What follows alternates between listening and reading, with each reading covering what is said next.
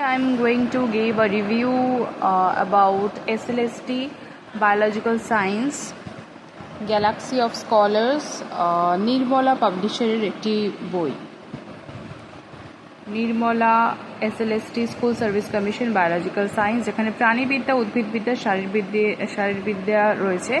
Honours এবং post graduate পাঠ্যসূচি অনুযায়ী complete a study package of biological science perfectly synchronized with updated MCQ of SSC honors and PG level. Now 90 days journey to crack SSC honors and PG. তো চলুন দেখে নেওয়া যাক। তো basically প্রকাশক শ্রী শুভেন্দ্রনাথ রায়, সাথী প্রকাশনী। আচ্ছা, প্রথম প্রকাশ হয়েছিল সেপ্টেম্বরে 2016-এ। 2016-র যারা পরীক্ষার্থী ছিল তারা অনেকেই এই বইটি ফলো করেছিলেন, এবং এই বইটির দ্বিতীয়, তৃতীয় এবং চতুর্থ পরিমার্জিত সংস্করণ যেটা, সেটা হচ্ছে জুন 2025। তো এর মূল্য হচ্ছে 750 টাকা। কিছুটা ডিসকাউন্টে অবশ্যই পাওয়া যাবে, অ্যামাজনেও আপনারা পেতে পারেন। ফ্লিপকার্টে আপাতত এর অ্যাভেলেবিলিটি নেই। আপনারা যদি পারচেজ করতে চান আমার সাথে ডিরেক্ট কন্ট্যাক্ট করতে পারেন। ইন্ডিয়ান স্পিড পোস্টের মাধ্যমে বই বাড়িতে দেওয়া হবে, অ্যাড্রেসে পৌঁছে দেওয়া হবে। এছাড়া আপনারা যে কোনো বুক স্টোরে গিয়েও কিন্তু দেখতে পারেন। আচ্ছা, এখানে সিলেবাসগুলো প্রথমত বিস্তারিতভাবে আলোচনা করা রয়েছে, যেরকম বোটানির ব্যাপারে রয়েছে cell, plant anatomy, ecology, environment রয়েছে, plant groups, bryophytes, pteridophytes, gymnosperm, angiosperm, plant pathology, taxonomy. আচ্ছা, সিলেবাসগুলো আপনারা দেখে নিন।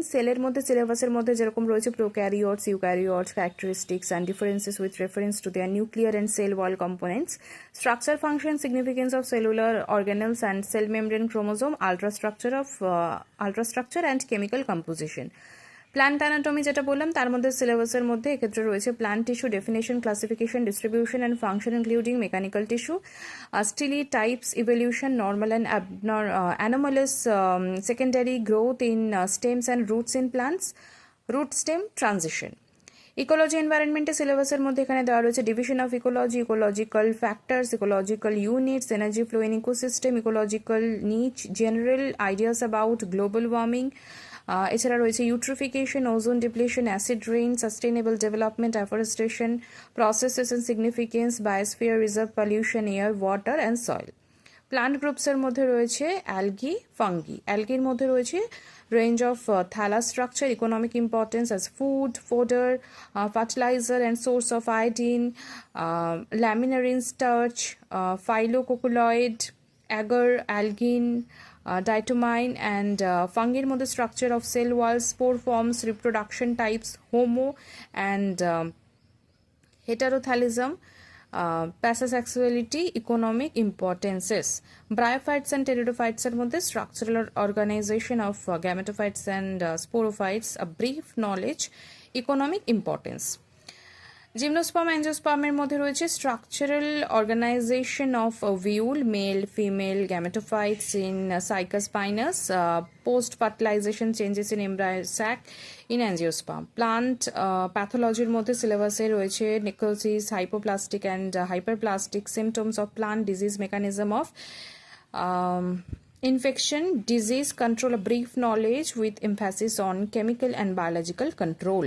Taxonomy মধ্যে concept of artificial, natural and phylogenetic system of classification, outline classification of Krosquist 1981, role of cytology and phytochemistry in taxonomic studies, diagnosis, characteristic, evolution, etc.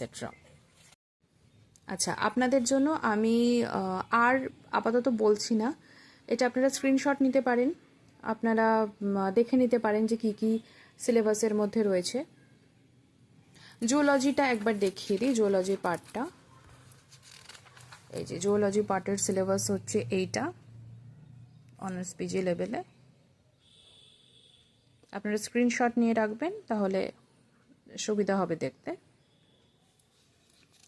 আর অবশ্যই কিন্তু নিজেরাও verify করে নেবেন, যে কোনো ভিডিও বা মানে অন্য থার্ড পার্সন তার ওপর পুরোপুরি ডিপেন্ড করার আগে, কোনো ভিডিওর ওপর পুরোপুরি ডিপেন্ড করার আগে যে ওয়েবসাইট থেকে আপনারা যে সিলেবাসটা পেয়েছেন তার সাথে অবশ্যই ম্যাচ করে নেবেন যে সবগুলো ঠিকঠাক আছে কিনা, কোনো বাদ হয়ে যাচ্ছে কিনা বা কোনোটা এক্সট্রা আছে কিনা, সেটা কিন্তু নিজেরা অবশ্যই ভেরিফাই করে নেবেন।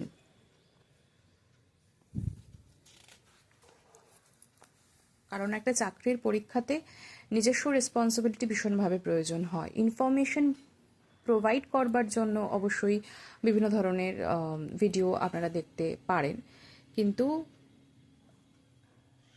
নিজেরা যে পড়াশোনা করবেন, নিজেরা যে ম্যাচ করাবেন, সিলেবাস জানা ভীষণভাবে ইম্পর্টেন্ট। তো সেগুলোর সাথে কানেকশানের জন্য নিজেকে অবশ্যই একটু পরিশ্রম করতে হবে।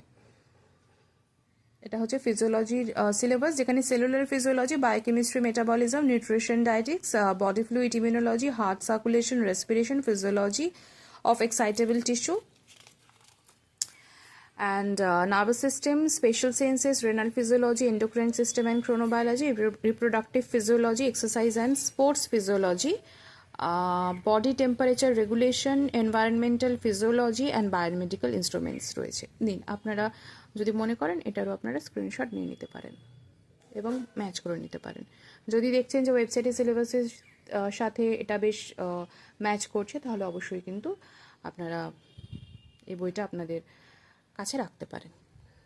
পত্রের মধ্যে যেটা বললাম যে প্রাণীবিদ্যার এমসিকিউ পার্ট রয়েছে এবং যেগুলো ব্রড কোয়েশ্চেন, যেখানে বিস্তারিত আলোচনা রয়েছে, সেই পার্টটাও রয়েছে। তো দেখে নিন, প্রথম অধ্যায় রয়েছে নন কর্ডাটা বা অমেরুদণ্ডী, দ্বিতীয় অধ্যায়তে কর্ডাটা, তৃতীয় অধ্যায়তে কোষবিদ্যা, কলাবিদ্যা, পরিস্ফুরণ, জীববিদ্যা। চতুর্থ অধ্যায় রয়েছে পরিব্যক্তি, অভিব্যক্তিজনিত জীববিদ্যা, সিস্টেমেটিক্স। পঞ্চম অধ্যায় রয়েছে বাস্তুবিদ্যা। এছাড়া রয়েছে পরজীবীবিদ্যা, অনাক্রমতা, বংশগতিবিদ্যা এবং আণবিক জীববিদ্যা, প্রাণী শারীরবিদ্যা ও জীবরসায়ন, অন্তঃক্ষরাতন্ত্র, প্রজনন জীববিদ্যা, পরিবেশ জীববিদ্যা এবং প্রাণীবিদ্যার ব্যবহারিক প্রয়োগ, যেটা ভীষণভাবে ইম্পর্টেন্ট।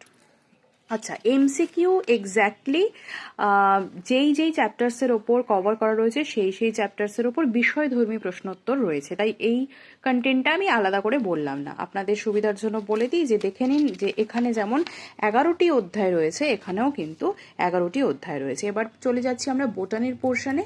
বোটানিতে দেখুন রয়েছে কোষ, উদ্ভিদ, শারীর স্থান, বাস্তুবিদ্যা, পরিবেশ, উদ্ভিদ গোষ্ঠী, উদ্ভিদ রোগবিদ্যা, বিন্যাসবিধি, প্রত্ন উদ্ভিদবিদ্যা, উদ্ভিদ শারীরতত্ত্ব, উদ্ভিদ জৈব রসায়নবিদ্যা, কোষ বংশগতিবিদ্যা, উদ্ভিদ প্রজনন বিদ্যা, ভেষজ উদ্ভিদবিদ্যা এবং অণুজীববিদ্যা। দেখে নিন আপনারা, এখানে রয়েছে 12টা অধ্যায় আর এখানেও রয়েছে 12টা অধ্যায়, যেটা হচ্ছে এটা বোটানির পার্টের এমসিকিউ আর এটা হচ্ছে বোটানি পার্টের বিষয়ধর্মী প্রশ্নোত্তর। এরপর চলে আসছে ফিজিওলজি পার্টে বা শারীরবিদ্যা বিষয়ক, যেখানে এমসিকিউ রয়েছে দেখে নিন 16তম অধ্যায় আর এখানেও কিন্তু বিষয়ধর্মী প্রশ্নোত্তর রয়েছে 16টি। আচ্ছা, 16টি চ্যাপ্টারকে কভার করা কি কি আছে দেখে নিই। কোষীয় শারীরবিদ্যা, প্রাণ রসায়ন বিপাক, পুষ্টি, খাদ্যবিজ্ঞান, দেহরস, ইমিউনোলজি, হৃৎপিণ্ড সংবহন, শ্বসন ক্রিয়া, উত্তেজিতা, ধর্ম বিশিষ্ট কলার শারীরবিদ্যা, নার্ভতন্ত্র, বিশেষ ইন্দ্রিয়জ অনুভূতি, বৃক্কীয় শারীরবিদ্যা, অন্তঃক্ষরা পদ্ধতি, ক্রোনোবায়োলজি, জনন সম্বন্ধীয় শারীরবিদ্যা, ব্যায়াম, ক্রীড়া শারীরবিদ্যা, দেহতাপ নিয়ন্ত্রণ, পরিবেশীয় শারীরবিদ্যা, বায়োমেডিক্যাল।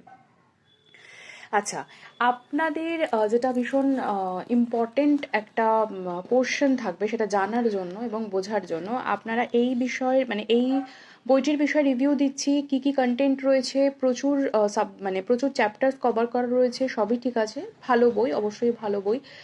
যেমন এখান থেকে আমি যে কোনো একটা পাতা এমসিকিউ আপনাদের সামনে তুলে ধরবো এবং একইভাবে বিষয়ধর্মী প্রশ্নোত্তরও তুলে ধরবো, যেটা খুব ভালোভাবে সাবলীলভাবে লেখা রয়েছে এবং সেই জিনিসগুলো বোঝার জন্য, মুখস্থ করার জন্য ভীষণভাবে ইম্পর্টেন্ট। এখানে একটা কথা বলতেই হবে যে শুধুমাত্র এমসিকিউ পড়ে গেলে তো হবে না, এমসিকিউ প্যাটার্নের কোয়েশ্চেন হলেও বিষয়ধর্মী যেখানে প্রশ্নোত্তরগুলো দেওয়া রয়েছে এই বিষয়ধর্মী বা সাবজেক্ট ওয়াইজ পড়তে কিন্তু হবেই। সাবজেক্ট ওয়াইজ পড়াশোনা না করলে মাথাতেই থাকবে না। শুধু যে কোনো এক পাতা সাবজেক্ট পড়লে তার মধ্যে থেকে 100টা এমসিকিউ কিন্তু আসতে পারে, ঠিক আছে? আমরা নিজেরাই কিন্তু এমসিকিউ বানাতে পারি, মানে আমরা শর্ট কোয়েশ্চেন কিন্তু করতে পারি, ঠিক আছে?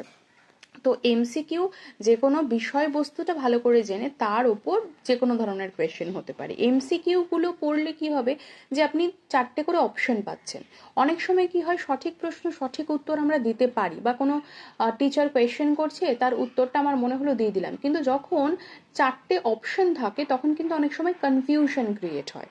তো সেই কনফিউশনের জন্য, সেটাকে রিজলভ করবার জন্য এই এমসিকিউ প্যাটার্নে প্র্যাকটিস ইজ ভেরি ইম্পর্টেন্ট। সেগুলো পড়া, সেগুলো বারবার প্র্যাকটিস করা ইম্পর্টেন্ট। যে আমাদের বারবার একই জিনিস আমরা যদি পড়তে থাকি, রিপিট করতে থাকি, প্র্যাকটিস করতে থাকি, তাহলে প্রথমবারে যে কনফিউশনটা আছে মুখস্থ হয়ে গেল, মাথায় গেঁথে গেল, তাহলে পরের বার সেই ভুলটা কিন্তু হবে না। যদি পরের বারও হচ্ছে তাহলে তৃতীয়বার হবে না বা চতুর্থবার হবে না।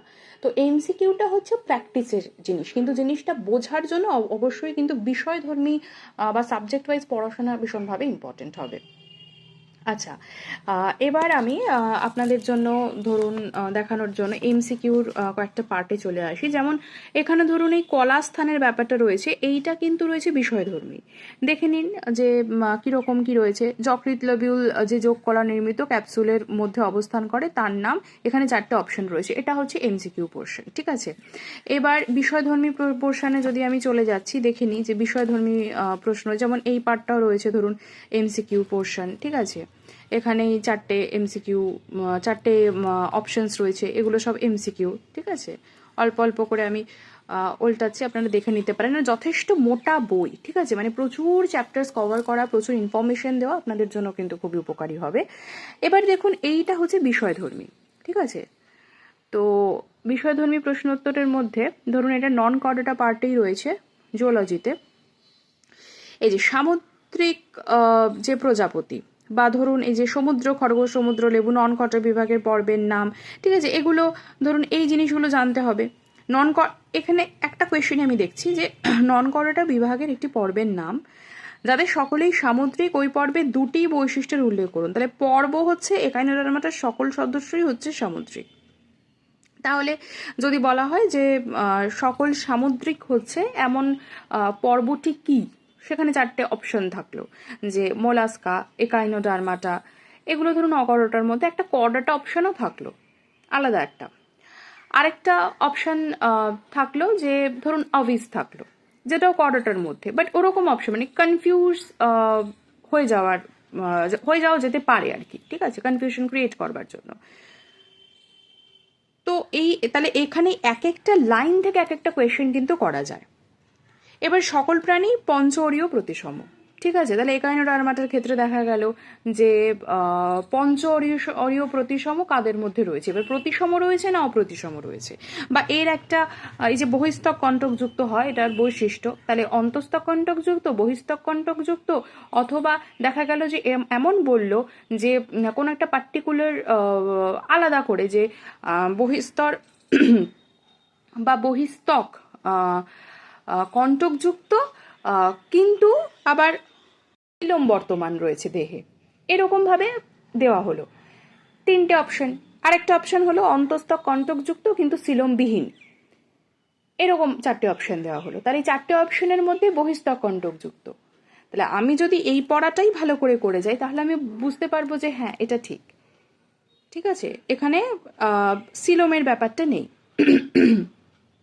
তো সিলোম যে দুটো অপশন দিলাম সেই দুটো পার্ট আলাদা হয়ে গেল। তারপরে টিনোফোরা সকল সদস্যই সামুদ্রিক, এই যে কমপ্লেট দ্বারা চলন হয়, কোলোব্লাস্ট বা ল্যাসোকোর্স থাকে। তাহলে কমপ্লেট কার মধ্যে থাকে করে চারটে অপশন দেওয়া হলো। তাহলে এখানে আমি যতগুলো লাইন পড়ছি, এখানে তিনটে 6টা লাইন যদি হয় তাহলে 6টা লাইন থেকে 6টা কোয়েশ্চেন হয়ে গেল, ঠিক আছে। তো এরকমভাবে আমরা এই প্রত্যেকটা লাইনে কিন্তু আমরা এমসিকিউ পাবো। সেই কারণে বিষয়ধর্মী প্রশ্নগুলো কিন্তু ভীষণভাবে ইম্পর্টেন্ট হবে পড়া। তো এখানে যেহেতু দুটো পার্ট আলাদা করা রয়েছে, তো অবশ্যই এটি আশা করা যায় যে কার্যকরী হবে।